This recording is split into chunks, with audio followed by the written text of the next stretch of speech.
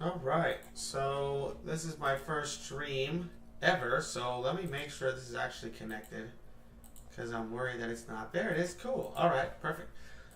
So in this stream, well, let me double check something real quick. Perfect. All right, so all right, I did not want to hear myself talking there. So basically, I want to cover in this first stream how to teach your child to love reading. Now, I have 4 kids. Two of them are reading age. The third one is basically imitating the other two who are reading. My oldest is almost 10, and he absolutely loves reading. My second is 7, and we've gotten her to read quite a bit. She's at the kind of last stage, which is she can read, but you need to teach them a love of reading. So these are two kind of distinct phases. Phase 1 is essentially teaching kids how to read, and stage 2 is how to get them to love reading, because there is a big gap there. So while your child might actually be able to read, they might not love reading. That was the case for me. My older brother loved reading from a very, very young age. I didn't enjoy reading until college, and that's primarily because nobody showed me interesting books to read. So we'll kind of cover that a little bit about how you find interesting books for the kids. It's pretty easy. Just take them to the library. But we'll talk about that more, like more of kind of step by step guide on how to do that. So first thing I want to talk about before getting into this is why is reading so important, right? This is like my first live, and I want to really focus on reading specifically. And the reason is because reading is the foundation for all learning. So if you're not able to read, you're simply not able to learn. It's just not going to work. So by teaching your child how to read, they're able to do so much more on their own. It's a big part of our homeschooling because I'm a lazy homeschool dad. I don't want to have to sit there the entire time and read every single word to them to explain it all. That's really silly. Especially once your kid gets older, they should be able to read the assignment, see if they can actually do it or not, basically, right? So they'll answer the questions, read the math problem, see what's going on. And that's a big part of it is you want to create shortcuts for yourself, and reading is critical. In fact, we primarily focus on reading and writing early on, as well as basic math.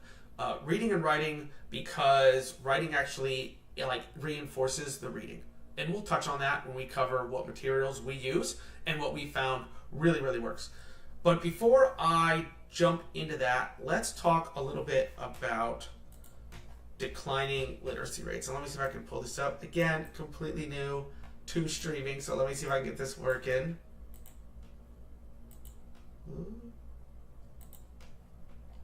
No, that's not what I want.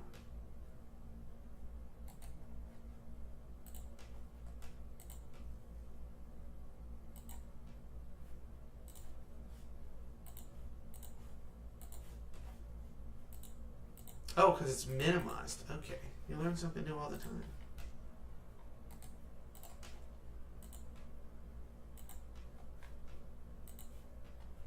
Okay, there we go.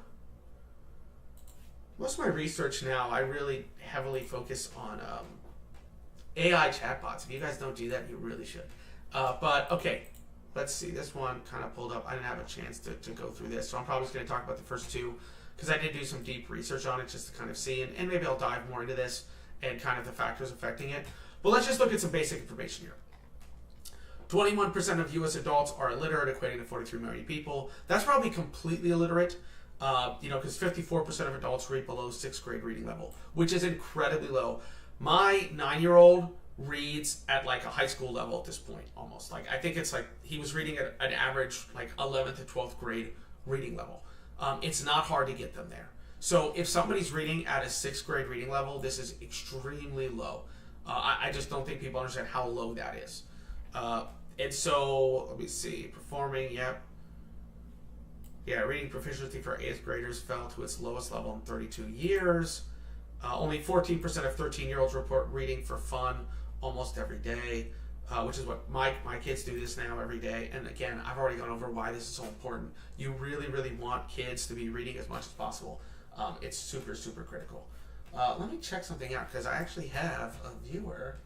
Again, first video ever, so let me see if I can't see the chats here. Let me see. I want to make sure people can comment and I can see what's happening. Again, I've already gone over why this is so. Okay, I think I got the chats up. So I guess I got to keep YouTube open. I don't know.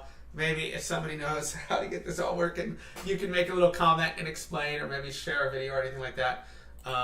Okay, so that's one, aspect of kind of the data here. Let's look at number 2, which is approximately 40% of students nationwide cannot read at a basic level. Okay, so they're not able to even read at a basic level. And with this number rising almost 70% among low-income 4th graders, they can't even read at a basic level. This is a huge, huge problem because, like I mentioned, the whole point of reading is you can do so much more advanced things. You won't be able to do your own learning. You won't be able to do so many things if you can't read. So it causes a ton of issues. So that's the main reason why we focus heavily on teaching our kids to read. We want to make sure that they can read their own assignments and progress at a natural level. Okay?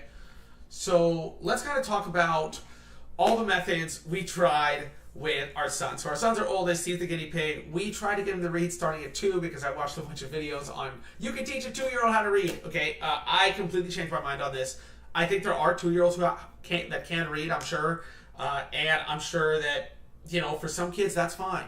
I think you kind of need to give your own child their space to do it, figure out when is a good age for them. So far for our 2, it's really been about 6.5. That seems to be just about the right age where they have enough focus to be able to really do a good job on it. I don't think there's a point in racing. Now, the one thing is I wouldn't wait till much older because I have seen kids who can't read until they're 11 or 12 and they struggle for a really long time. So it becomes a real problem. Maybe they were unschooled or something like that and they just never learned to read. If you're an unschooled parent out there watching this, I would really recommend teaching your child how to read. Of any other skill, like if you're like, look, I've met unschooled parents who don't want to do anything. That's fine. Do things that work. I don't really agree with that type of unschooling. I think you should have a child-led approach, but not nothing. I just don't think that's a great experience for the kids, and specifically the reading portion. At least teach them how to read. And the reason is, then they can at least do their own learning. Without being able to read, an unschooled child isn't going to be able to do their own learning besides just working with manipulatives. Without just, they can build Legos, they can do that stuff, but they're never going to be able to expand their mind with more topics. So, for example, maybe they're really, really into bugs, but you can get them a book on bugs and look at pictures, but they can't read the book on bugs. So now, while you're trying to do unschooling and trying to really dive into things that they're passionate about, they're not able to dive in because they can't read.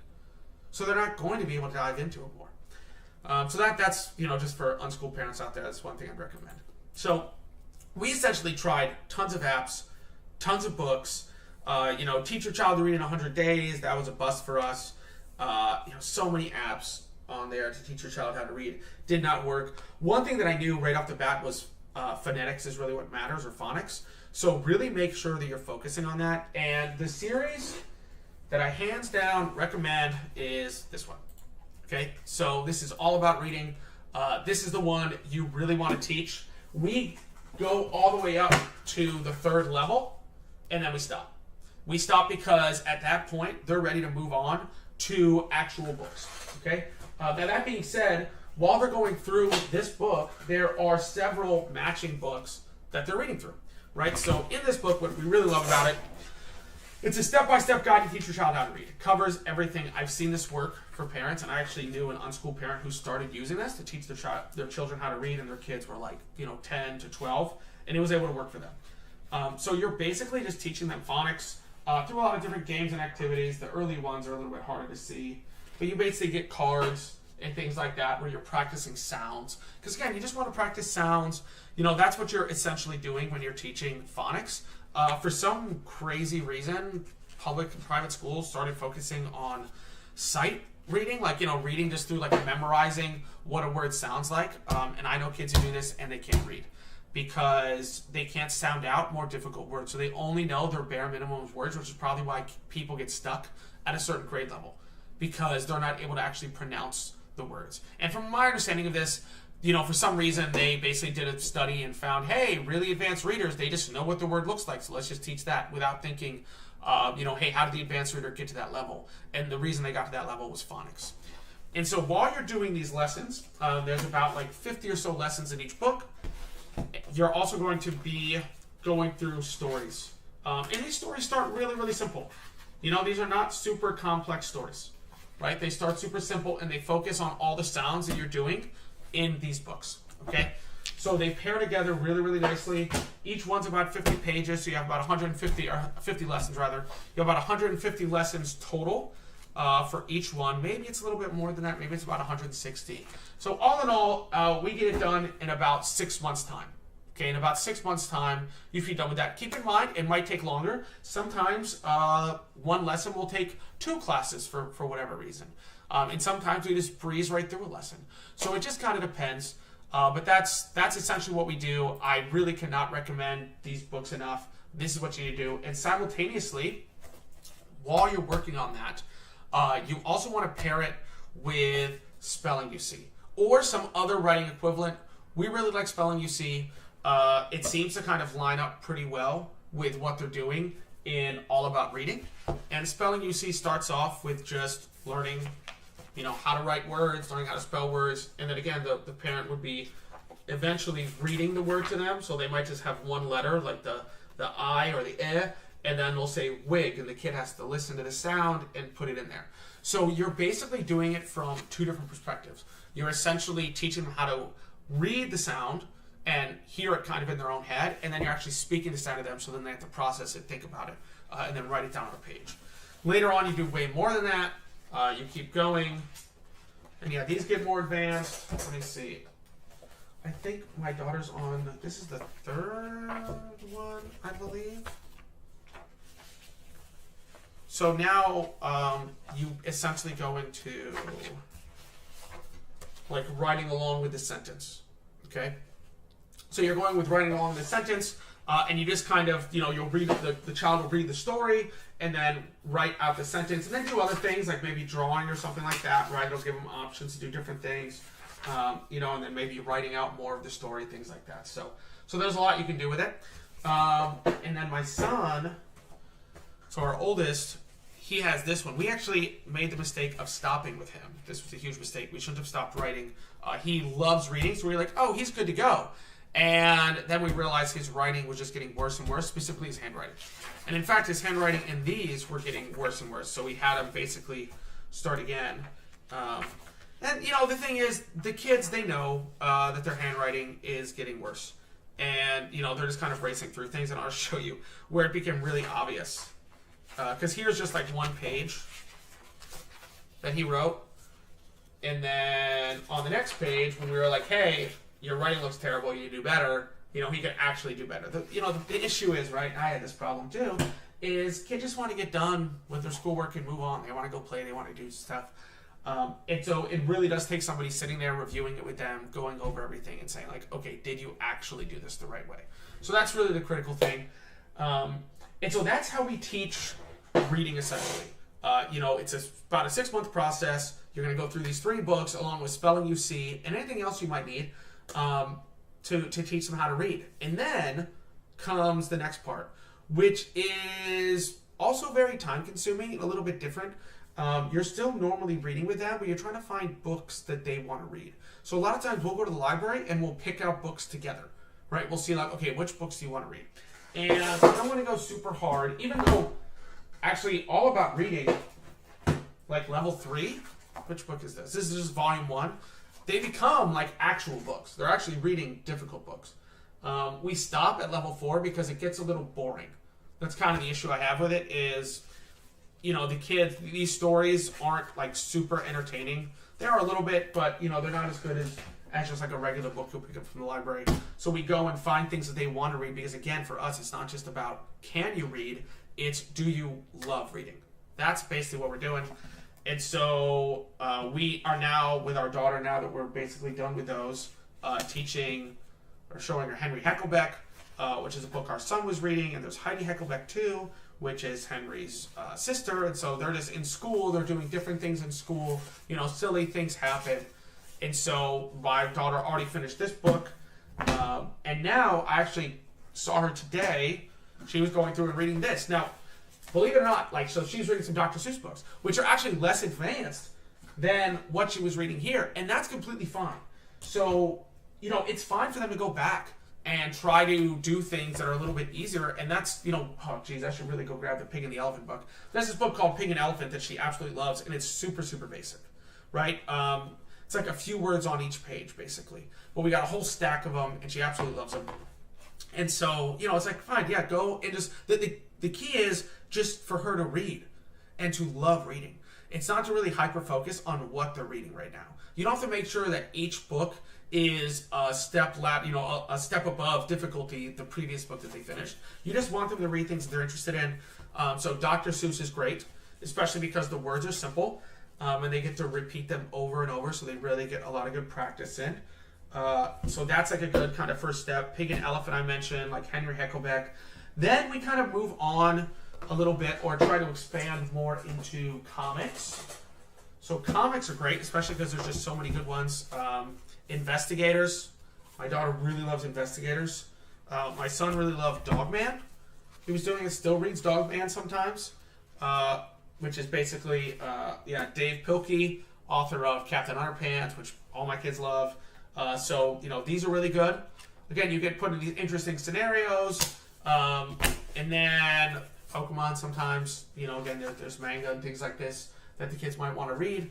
So they go through this because my kids really love collecting Pokemon cards. So we do that. That's kind of like the next step is, can they read basic books that they like? Can they do Dr. Seuss? Can they do some basic comic books? That's kind of where you're starting off, okay? After that, you can go to slightly more advanced books. Actually, one book I forgot to mention that's a comic book that's really good too is The Bad Guys. So The Bad Guys is really good. It is a comic book. It's really silly. I think the words are a little bit more difficult. So that's why I kind of separate it out, because it's a little bit more advanced. I believe there's 20 of these now, and I think the series is finished, but kids absolutely love it. As the kids get better at reading, you can do Captain Underpants. Hold on, turn that off. You can do Captain Underpants, which is just a little bit more advanced, but again, still has the hilarity of Captain Underpants.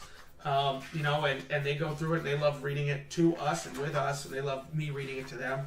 That's one thing I really forgot to mention, was we have always read a lot to our kids. So even at young ages, we want reading just to be part of our home culture, right? We want them to know that we are readers and they are readers, and it's a big thing. So, my wife and I both read, normally just at night. We just find time to read at night, but a lot of times we try to find time to read with them.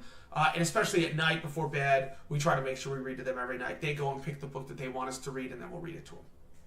So that's also, I think, a really big thing. Here's a couple more kind of more advanced books as well. There's Dragon Masters. So now it's starting to get a little bit more advanced, but still has pictures in here, which is good. My kids love Dragon Masters. And Geronimo Stilton is my son's favorite. We have, 50 to 100 of these books. There's a ton of them.